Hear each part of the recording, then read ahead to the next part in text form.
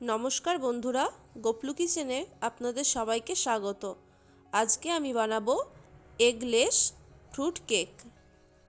ডিম এবং ওভেন ছাড়াই আমি আজকে এই ফ্রুট কেকটা বানাবো। বাড়িতে থাকা খুব কম উপকরণ দিয়েই এই কেকটি বানিয়ে নেওয়া যায়। দারুণ স্পঞ্জি এবং টেস্টি এই কেকটি খুব সহজেই আপনারা বাড়িতে বানিয়ে ফেলতে পারবেন। চলুন দেখে নিই আজকের কেকের রেসিপিটা। এর জন্য লাগছে 50 গ্রামের মতো টুটি ফুটি। এর মধ্যে আমি হাফ টিস্পুনের মতো ময়দা মিশিয়ে দেব। টুটি ফুটিগুলোর মধ্যে ময়দা মেশানোর কারণ হলো এগুলি যখন কেকের ওপরে ছড়িয়ে দেব, কেকটা বেক হওয়ার সময় এগুলি কেকের তলায় চলে যাবে না, ওপরেই থাকবে। এবার একটি কেক টিন নিয়েছি, এর মধ্যে 1 টিস্পুন সাদা তেল দিয়ে দেব।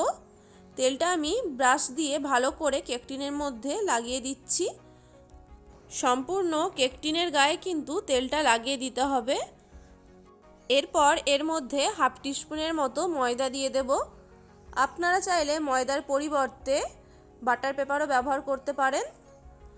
এখানে ময়দা ব্যবহার করলে কেকটা কেক টিনের গায়ে লেগে যাবে না, খুব সহজেই কেক টিন থেকে বেরিয়ে আসবে। এই বাকি ময়দাটা এবার আমি ফেলে দেব। এরপর কেকটা বেক করার জন্য আমি একটি কড়াই নিয়েছি, ওর মধ্যে এইরকম একটি স্ট্যান্ড বসিয়ে দেব। এরপর একটি ঢাকনা ঢাকা দিয়ে কড়াইটা আমি প্রিহিট করে নেব। কেকটা বানানোর জন্য লাগছে হাফ টিস্পুন সাদা তেল, যে কোনো সাদা তেল দিলেই চলবে। দিয়ে দেব 3/4 কাপ পাউডার সুগার। এখানে মিষ্টির পরিমাণটা আপনারা আপনাদের নিজেদের পছন্দ মতো ব্যবহার করবেন। এবার সমস্ত কিছুকে এরকম একটি হুইস্ক দিয়ে ভালো করে মিশিয়ে দেব। যতক্ষণ না চিনিটা ভালো মতো তেলের সাথে মিশে যায় ততক্ষণ মেশাতে থাকতে হবে। ঠিক এই রকম হয়ে আসলে এবার এর মধ্যে দিয়ে দেব 1 কাপ দুধ। পুনরায় ভালো করে মিশিয়ে নিতে হবে। যত ভালো করে মেশানো হবে কেকটা কিন্তু ততটাই স্পঞ্জি হবে। আচ্ছা, আপনারা চাইলে এখানে তেলের পরিবর্তে বাটারও ব্যবহার করতে পারেন। এবার এই 3টে উপকরণ ভালো করে মেশানো হয়ে গেলে এবার এর মধ্যে দিয়ে দেব 1 টিস্পুন ভ্যানিলা এসেন্স। এখানে এর পরিবর্তে আপনারা যে কোনো এসেন্স ব্যবহার করতে পারেন। এবার এটিকেও ভালো করে মিশিয়ে দেব। এবার এর ওপর এরকম একটি ছাঁকনি রেখে দিয়ে দেব 1.5 কাপ ময়দা। ওর সাথে দিয়ে দেব 1 টিস্পুন বেকিং পাউডার এবং 1/4 টিস্পুন বেকিং সোডা। হাত দিয়ে ঝাঁকিয়ে দেব যাতে সমস্ত কিছু ভালোভাবে মিশে যায়, আর এর মধ্যে যেন ময়দার বা বেকিং সোডার কোনো রকম ডেলা না যায়। আপনারা চাইলে এখানে সামান্য একটু লবণও ব্যবহার করতে পারেন। আবার সব কিছু ভালো করে মিশিয়ে নেব। বাড়িতে যদি এই রকম হুইস্ক না থেকে থাকে তাহলে আপনারা চাইলে কাঁটা চামচ দিয়েও এই কাজটি সহজে করে নিতে পারবেন। ব্যাটারটি একটু গাঢ় মনে হলে এর মধ্যে অল্প অল্প করে দুধ দিয়ে ব্যাটারটি আবার মিশিয়ে নেব।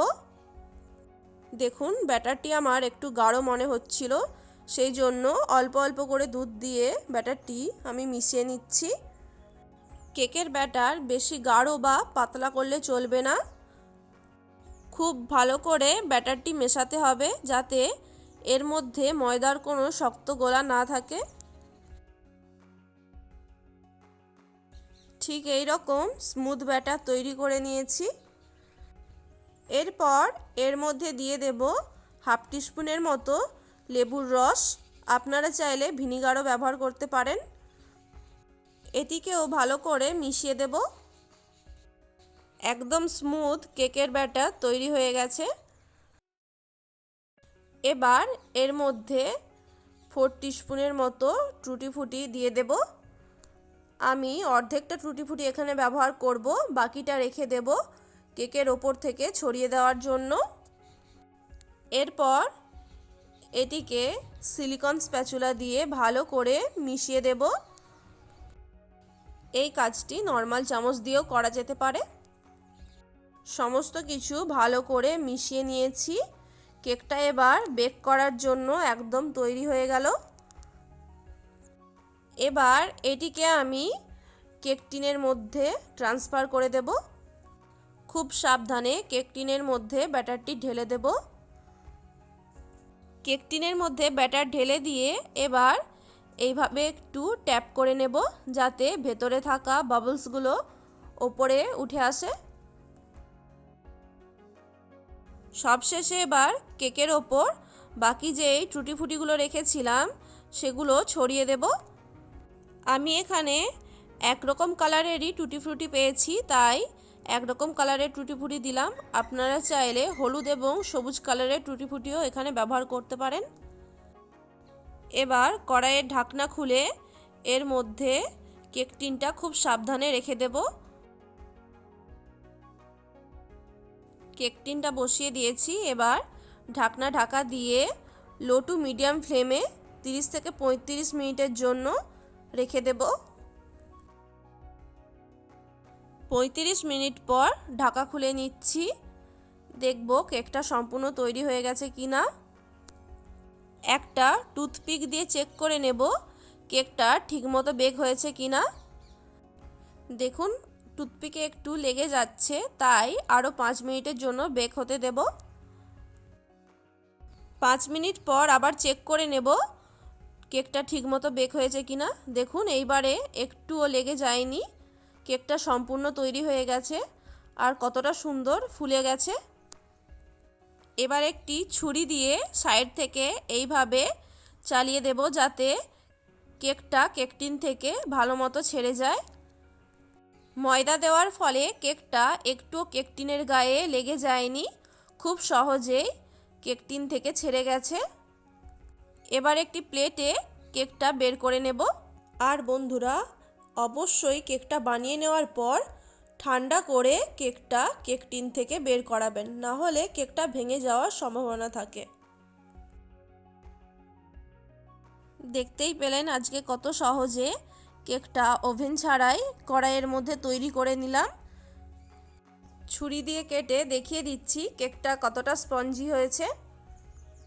আপনারাও চাইলে বাড়িতে এভাবে খুব সহজেই ওভেন ছাড়া এই রকম ফ্রুট কেক তৈরি করে নিতে পারেন।